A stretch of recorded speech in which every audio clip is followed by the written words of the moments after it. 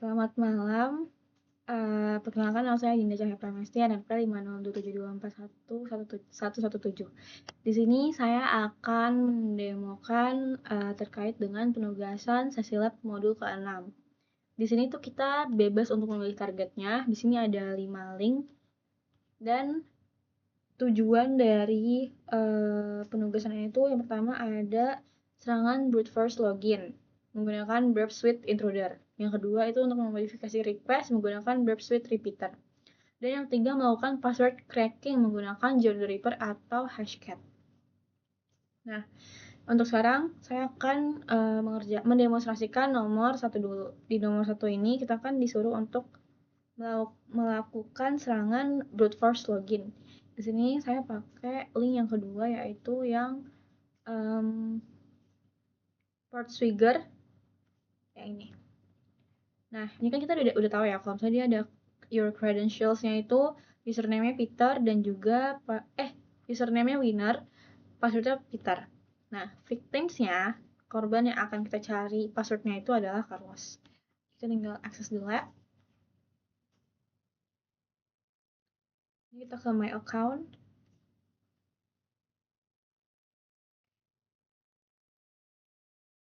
Nah, ini kita ke my account. Terus kita masukin yang tadi. Winner sama Peter. Kita login. Nah, di sini kita bakal diarahkan ke ganti password. Di sini kita aktifin dulu intercept-nya. Terus kita current password kan dari Peter. Kita mau ganti ke QWERTY misal. Ke QWERTY juga. Change password. Nah, dia kan bakal ke stop ya. Jadi kita langsung buka di sini. Sini paling bawah harusnya. Nah, ini ada di sini my account change password. Kita tinggal send to intruder. Di intruder sini kan kelihatan ya kalau misalnya username-nya itu winner, passwordnya Peter, tapi kita ganti new passwordnya ke QWERTY dan new password 2-nya itu ke QWERTY juga. Nah, di sini kita kan bisa lihat ya kalau misalnya username winner dan lain-lain ini kita ganti jadi ke Carlos karena victim kita tuh di Carlos. Nah, yang Peter ini kita tambahin ini kayak gini. Nah, kalau misalnya udah kayak gini, kita tinggal ke start attack. Soalnya kita payloadnya dulu. Nah, ini kita payload. Nah, tadi kan di payload itu kita ada ini ya. Sabar. Nah, kita lihat di sini tuh dia ada candidate passwordnya. Kita copy semua.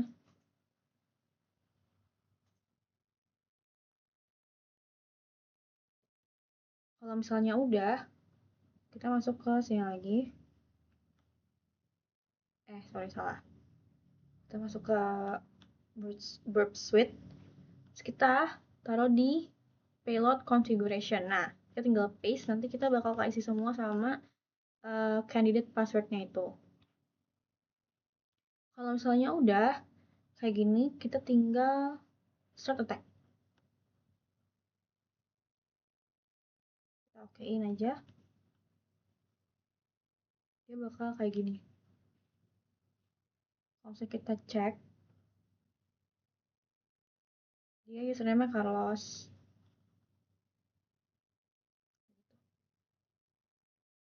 Tinggal kita tunggu sampai ada line yang berbeda karena harusnya kelihatan itu dari situ.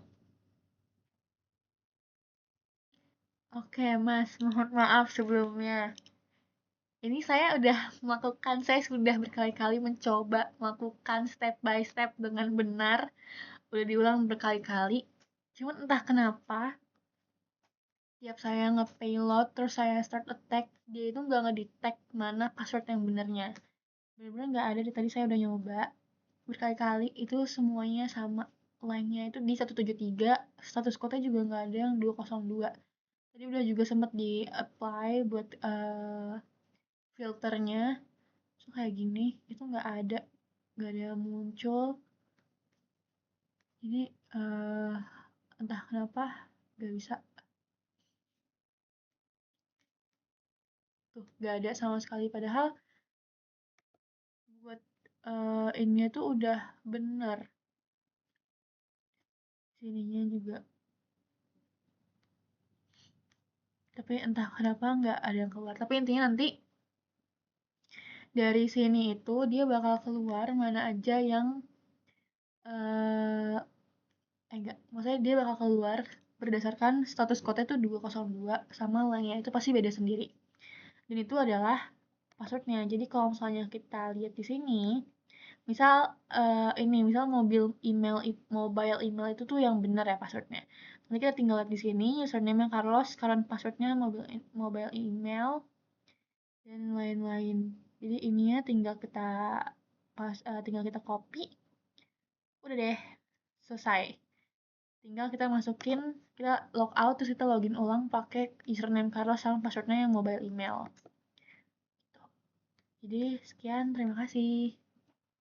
Oke, selanjutnya untuk nomor 2, kita tuh disuruh untuk memodifikasi request menggunakan Burp Suite Repeater. Nah, di sini saya itu menggunakan link yang ketiga, yang ini, Portswigger. Sini kita udah masuk ke halaman labnya. Terus kita tinggal access the lab. Nah, ini udah masuk ke webnya, terus kita masuk ke my account. Nah, misal tadi kan dia ada ini ya, candidate username sama passwordnya. Aku coba buat kandidatnya itu Carlos, passwordnya 1234578. Kalau saya login, dia bakal invalid username or password.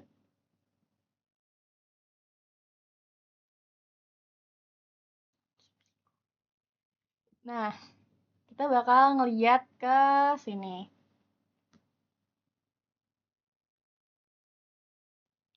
Nah, ini dia di intercept, di Burp Suite-nya udah masuk yang ini. Nah, ini tinggal kita klik kanan, terus send to repeater. Nah, kita buka window repeater. Nah, dari repeater ini kelihatan kalau misalnya tadi tuh aku loginnya pakai username Carlos dan juga passwordnya 123456678. Nah, coba ini kita ubah jadi misal root, terus passwordnya 345. Nah, ini kelihatan kalau misalnya dia responsnya itu di HTTP 200 oke, di mana itu artinya invalid username. Ini invalid username or password. Terus juga content link-nya itu dia di 3248. Nah, kita coba lagi, misal pakai itu salah satunya ada FTP, terus QWERTY. Ini kita send.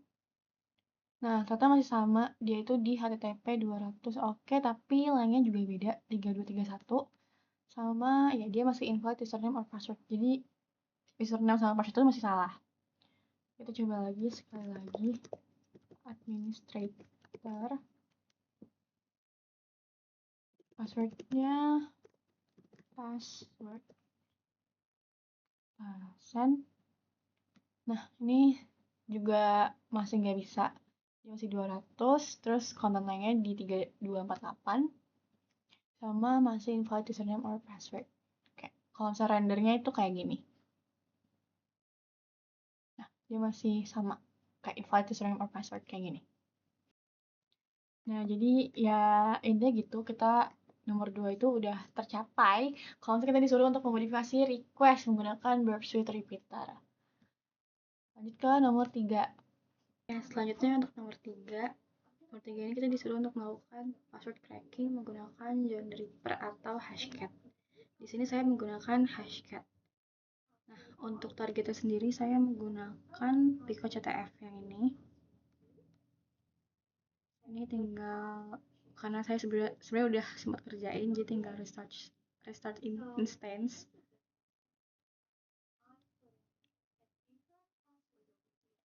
Nah, ini kita udah dapat si access the servernya using yang ini. Saya tinggal taruh di WSL, saya pakai WSL ini. Nah, kalau kita enter dari Notcat Verbal Sleepy CTF-nya ini, kita dapat identified hash-nya itu yang ini. Dan kita perlu masukin password untuk nge-identified hash-nya. Nah, caranya itu kita ke sini dulu ke Kali Linux. Jadi di sini itu harusnya kita masukin si identify hash-nya itu ke dalam hash.txt. Jadi kalau misalnya kita sini itu udah ada si si hash-nya itu. Nah, tinggal karena udah ada ya, jadi kita tinggal untuk komennya itu sebenarnya kita gak perlu pakai yang pot file disable ini. Kenapa? Karena kalau misalnya pot file disable ini itu terjadi kalau misalnya ini. Karena saya udah sempat ngerunning sebelumnya nyobain, tapi nggak di record. Jadi hasil crackingannya itu ada di pot file, jadi masuk ke pot filenya. Jadi untuk ngulang dari awal lagi kita tuh pakai pot file disable kayak gini. Nah, terus yang 00 ini tuh tandanya kita pakai MD5, dimana MD5 itu dia bisa nyimpen hashingan sepanjang 32 karakter. Karena kalau misalnya kita lihat di sini itu gak sampai 32 kayaknya. Jadi kita pakai yang ini. Tinggal kita start. Nah, di sini kita dapat kalau misalnya hashingan yang ini itu dia passwordnya adalah password 123. Tinggal kita kopas ke sini. Nah, ini udah correct. You've cracked the MD5 hash with no secret found. Nah, selanjutnya kita disuruh untuk nge-crack yang ini nih. Karena kita dapat hashingan baru. Jadi caranya ini kita kopas. Kita di sini kita masuk ke hash.txt lagi. Nah, karena ini udah ada isinya, jadi kita hapus yang ininya, kita ganti sama hashingan yang baru kita dapat. Ini. Nah, kalau kita cat hash.txt, dia udah bedakan panjangnya. Nah, untuk kita tahu si password dari hash kedua ini, kita itu sama aja sebenarnya pakai yang ini juga. Tapi bedanya ada di sini. Ini kan dia min M 0, min A 0. Nah, 0-nya ini kita ganti ke 100. Kenapa 100? Kenapa 100? Karena 100 itu dia pakai mode yang SHA-1. Yang dimana dia itu bisa menampung 40 karakter hash, bukan 32 karakter hash. Karena ini lebih panjang dari hashingan yang pertama ini. Jadi tinggal kita masuk sini. Nah, di sini kita dapat lagi kalau misalnya password dari hashingan yang kedua ini adalah let main. Ini kita giniin, kita masukin sini. Nah, ini kan kita udah kelihatan ya kalau misalnya you've cracked the MD5, you've cracked the SHA-1, terus kita dapat lagi nih hashingan yang ketiga, panjangnya panjang banget, lebih panjang dari yang sebelum-sebelumnya. Caranya sama, kita tinggal nano ke hash.txt, terus kita ganti pakai hashingan yang tadi kita dapat, which is hashingan ketiga.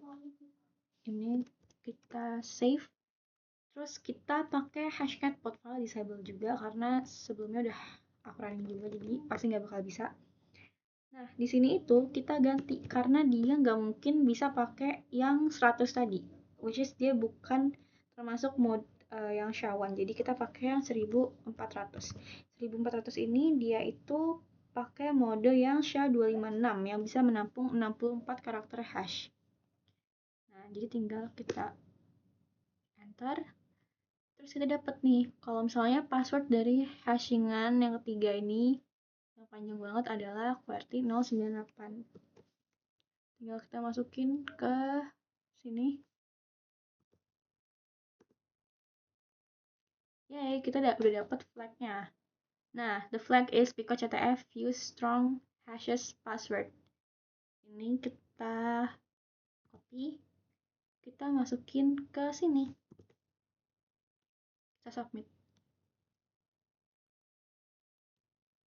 Nah, jadi hooray, you solved this challenge correctly again. Jadi gitu aja untuk nomor 3. Sekian, terima kasih.